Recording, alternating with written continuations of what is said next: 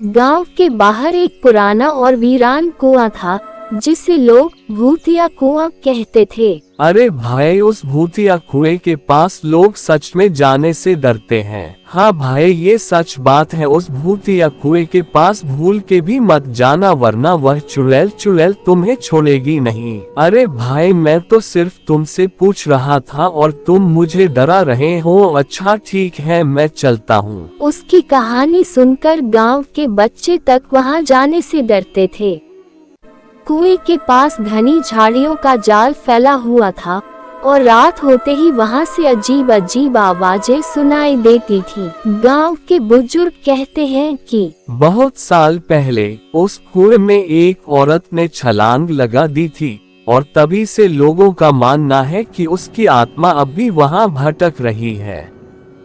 कई लोगों ने दावा किया कि उन्होंने रात के समय कुएं के पास सफेद साड़ी में एक औरत को देखा है, जो अचानक गायब हो जाती है। एक दिन गांव के कुछ नवयुवकों, अरे भाई, क्या तुम जानते हो हमारे गांव के बुजुर्ग किसी भूतिया कुएं के बारे में बताते हैं, क्या वह बात सच है? हाँ भाई, मेरे दादाजी भी उस भूतिया कुएं के बारे में बताते थे कि उस कुएं में चुड़ैल रहती है। ये बात तुम्हारे दादाजी ही नहीं कहते, यह बात पूरा गांव कहता हूँ। हमें इस बात का पता लगाना पड़ेगा कि यह बात सच है कि नहीं। उन्होंने ठान लिया कि वे इस भूतिया कुएं की सच्चाई का पता लगाएंगे। अरे हरिया कहाँ है? तो हमारे नहीं चलेगा क्या उस कुएं के पास? अरे भाई, मैं तो कब से तुम लोगों की राह देख रहा हूँ कि कब आओगे। अच्छा ठीक है, अब तू ज्यादा देर मत कर, नहीं तो सुबह हो जाएगा। वे रात के समय हिम्मत करके कुएं के पास पहुँचे।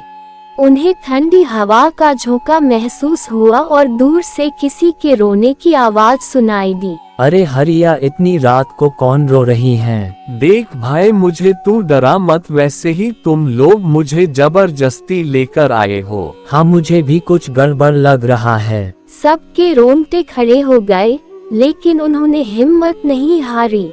उन्होंने कुएं के अंदर झांका तो वहाँ कुछ नहीं था। तभी अचानक किसी ने पीछे से उनके कंधे पर हाथ रखा।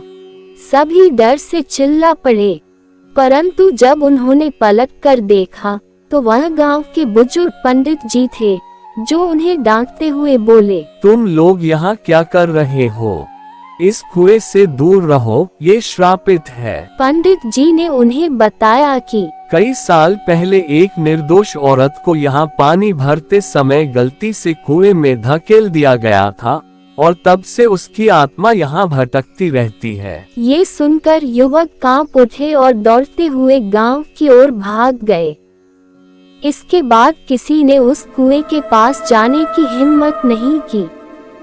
कहते हैं कि आज भी रात के समय उस कुएं के पास से किसी औरत के रोने की आवाजें आती हैं, और अगर कोई उसे देखने की कोशिश करता है तो वह हमेशा के लिए गायब हो जाता है।